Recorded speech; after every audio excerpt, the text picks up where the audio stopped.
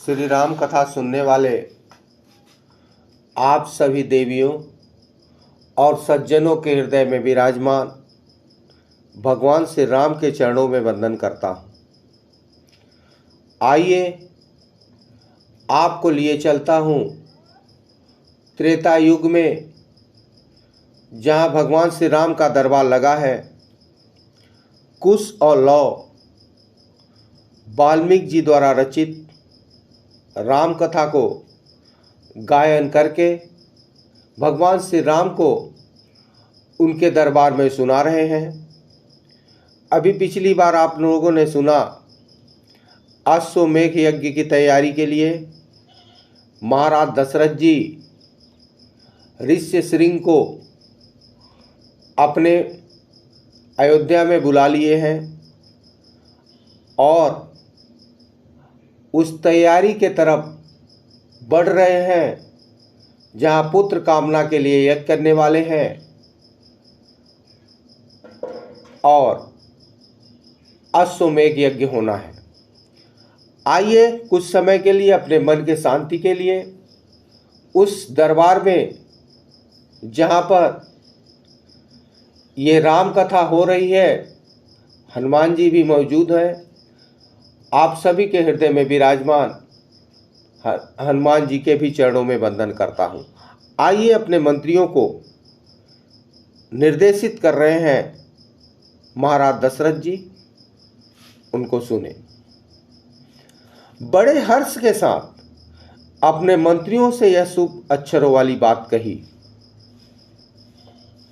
ब्राह्मणों की बात सुनकर अपने मंत्रियों से कह रहे हैं, सुनिए क्या कर रहे हैं।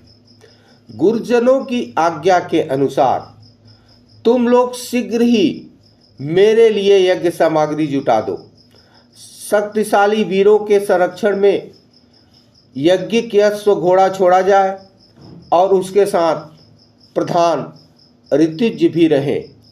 वो बता रहे हैं कि यज्ञ का घोड़ा छोड़ा जाए, क्योंकि यज्ञ का घोड़ा जब चारों तरफ से घूम के आएगा और उसको कोई रोकेगा नहीं, तब अश्वमेध यज्ञ प्रारंभ होता है, ऐसा विधान है। सरयू के उत्तर तट पर यज्ञ भूमि का निर्माण हो। शास्त्रों के विधि के अनुसार क्रमशः शांति कर्म, पुण्यवाचन आदि विस्तार पूर्वक अनुष्ठान किया जाए, जिससे बिंदों का निवारण हो। यज्ञ के पहले जो शांति कर्म होता है, सभी देवताओं की पूजा होती है, पुण्य का वाचन होता है। इसके लिए निर्देशित अपने मंत्रियों को कह रहे हैं। आगे बोल रहे हैं महाराज दशरथ जी कि श्रेष्ठ यज्ञ में कष्टप्रद अपराध बन जाने का भय न हो, तो सभी राजा इसका संपादन कर सकते हैं। आगे बोल रहे हैं, लेकिन ऐसा कठिन है क्योंकि विद्वान ब्रह्म राक्षस यज्ञ में बिंद डालने के लिए छिद्र ढूंढा करते हैं, उपाय ढूंढा करते हैं। विधिहीन यज्ञ का अनुष्ठान करने वाला यजमान तत्काल नष्ट हो जाता है। अतः मेरा यह यज्ञ जिस तरह विधि पूर्वक संपूर्ण हो सके, वैसा उपाय किया जाए। तुम सब लोग ऐसे साधन प्रस्तुत करने में समर्थ हो। इतना महाराज दशरथ जी अपने मंत्रियों से कहे। तब मंत्रियों ने बहुत अच्छा कहकर सभी मंत्रियों ने राजराजेश्वर दशरथ के इस कथन का आदर किया और उनके आज्ञा के अनुसार सारी व्यवस्था की। सभी ब्राह्मणों ने भी धर्मज्ञ निप्रशेष दशरथ की प्रशंसा की और उनकी आज्ञा पाकर सब जैसे आए थे वैसे फिर चले गए।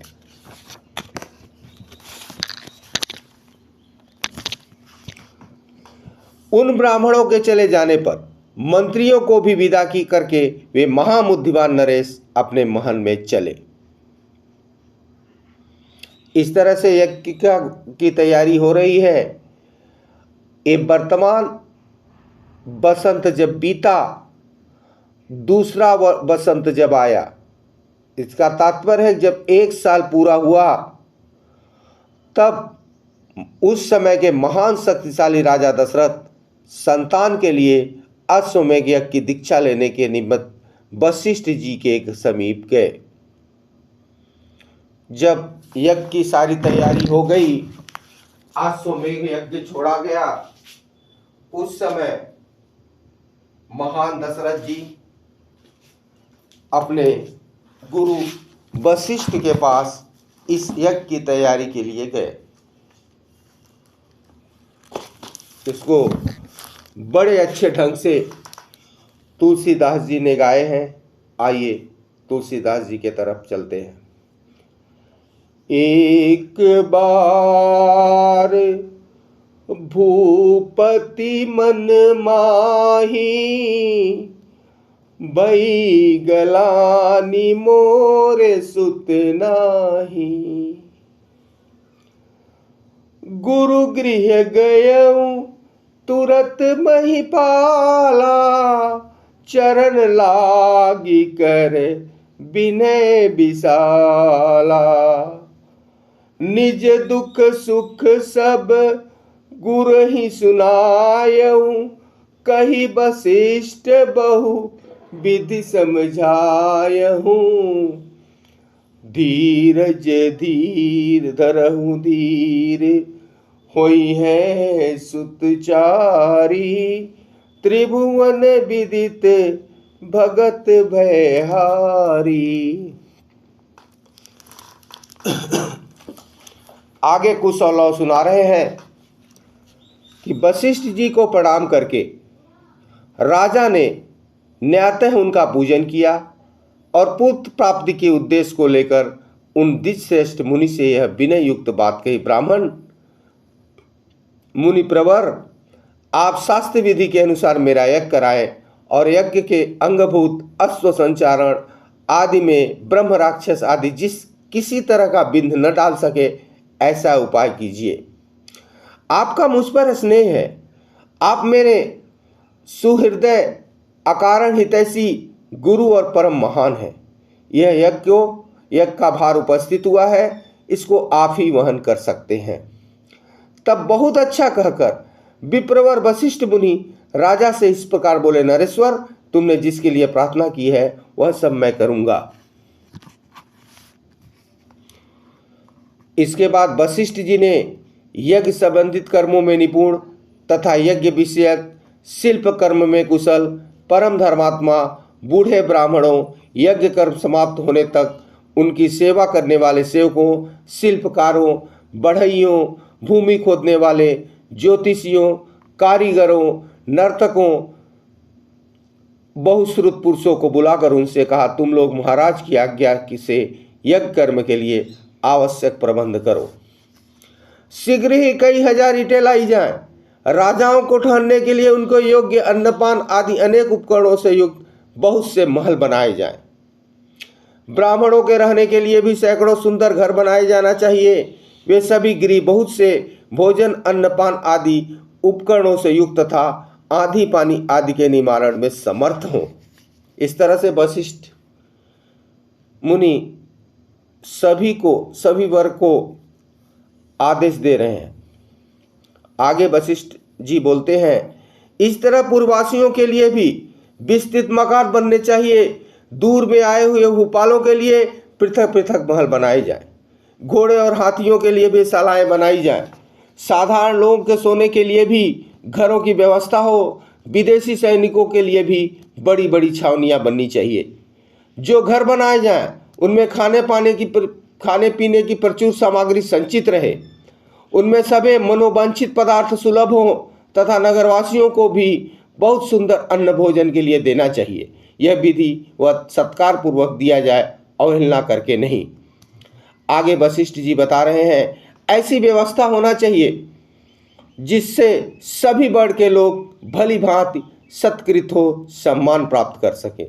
काम और क्रोध से वशीभूत होकर भी किसी का अनादर नहीं करना चाहिए। जो शिल्पी मनुष्य यज्ञ कर्म की आवश्यक तैयारी में लगे हों उनका तो बड़े छोटे का ख्याल रखकर विशेष रूप से समादर करना चाहिए। जो सेवक या कारीगर धन और भोजन आदि के द्वारा सम्मानित किए जाते हैं वे सब परिश्रम पूर्वक कार्य करते हैं। उनका किया हुआ सारा कार्य सुंदर ढंग से संपन्न होता है। उनका कोई काम बिगड़ने नहीं पाता। अतः तो सब लोग प्रसन्न चित्त होकर ऐसा ही करो। जब वशिष्ठ जी ने इस तरह से सबको आदेश दिया तो सब लोग वशिष्ठ जी से मिलकर बोले, आपको जैसा अभीष्ट है उसके अनुसार ही करने के लिए अच्छी व्यवस्था की जाएगी। कोई भी काम बिगड़ने नहीं पाएगा। आपने जैसा कहा है हम लोग वैसा ही करेंगे, इसमें कोई त्रुटि नहीं आने देंगे। इसके बाद वशिष्ठ जी ने सुमंत्र को बुलाकर कहा, इस पृथ्वी पर जो भी धार्मिक राजा, ब्राह्मण, क्षत्रिय, वैश्य और सहस्त्रों शूद्र हैं, उन सबको इस यज्ञ में आने के लिए निमंत्रित करो।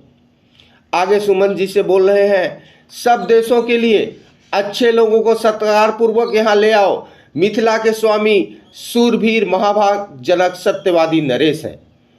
उनकी अपना पुराना संबंधी जानकर तुम स्वयं ही जाकर उन्हें बड़े आदर सत्कार के साथ यहाँ ले आओ, इसलिए पहले तुम्हें यह बात बता देता हूँ।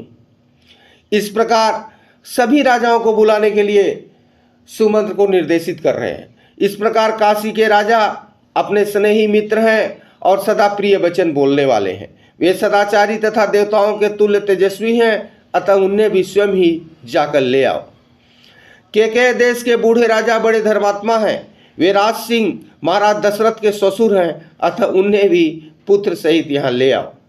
अंग देश के स्वामी महान धनुर्धर राजा रोमपाद हमारे महाराज के मित्र हैं, अतः पुत्र सहित यहाँ सत्कार पूर्वक ले आओ। कौशल राज भानुमान को भी सत्कार पूर्वक ले आओ।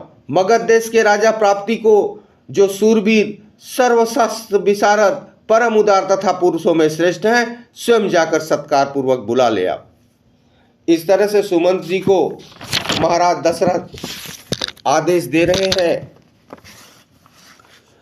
महाराज की आज्ञा लेकर तुम पूर्व देश के श्रेष्ठ नरेशों को तथा सिंधु सौवीर तथा सौराष्ट्र देश के भूपालों को यहाँ आने के लिए निमंत्रण दो। दक्षिण भारत के समस्त नरेशों को भी आमंत्रित करो। इस भूतल पर जो जो नरेश महाराज के प्रति स्नेह रखते हैं, उन सबको सेवकों और सगे संबंधियों सहित यथासंभव शीघ्र बुला लाओ। महाराज जी की आज्ञा से बड़े भागी दूतों द्वारा इन सब के पास बुलावा भेज दो। वशिष्ठ जी ने जब इतना आदेश सुमंत्र जी को किया, सुमंत जी ने आदेश को सुनकर राजाओं के बुलाने के लिए सबको आदेशित कर दिया। और सुमंत जी जो खास खास राजा थे, महाराज दशरथ के परम मित्र से, सबको बुलाने के लिए खुद चले गए। यज्ञ कर्म के लिए जो सेवकों की व्यवस्था की थी, वो सब जो जो कार्य था वो सब संपन्न हो गया। यह सब देखकर वशिष्ठ जी बड़े प्रसन्न हुए और बोले, भद्र पुरुषों, किसी को जो कुछ देना हो उसकी अवहेलना अनादर पूर्वक नहीं देना चाहिए, क्योंकि अनादर पूर्वक दिया हुआ दान दाता को नष्ट कर देता है, इसमें संशय नहीं है। अब सब लोग राजा लोग वहाँ आने लगे, बहुत से रत्न लेकर, बहुत से सामान लेकर। अयोध्या में पूरे उनके चक्रवर्ती साम्राज्य के सारे राजा वहाँ पर इकट्ठा होने लगे। तब वशिष्ठ जी बड़ी प्रसन्नता से दशरथ जी को बोले कि पुरुष सिंह, तुम्हारी आज्ञा से राजा लोग यहाँ आ गए। निप्रश्रेष्ठ, मैंने भी यथायोग उन सबका सत्कार किया है। हमारे कार्यकर्ताओं को पूर्णतः सावधान रहकर यज्ञ के लिए सारी तैयारी की है। तुम सब भी यज्ञ करने के लिए महामंडप के समीप चलो। कार्यकर्ताओं से बता रहे हैं, राजेंद्र, यज्ञ मंडप में सब ओर से वांछनीय वस्तुएं एकत्र कर दी गई हैं। आप स्वयं चलकर देखें, यह मंडप इतना शीघ्र तैयार किया गया है मानो मन के संकल्प से ही बना हो। मुनिवर वशिष्ठ तथा ऋषि श्रृंग दोनों के आदेश से शुभ नक्षत्र वाले दिन को राजा दशरथ यज्ञ के लिए राजभवन से निकले।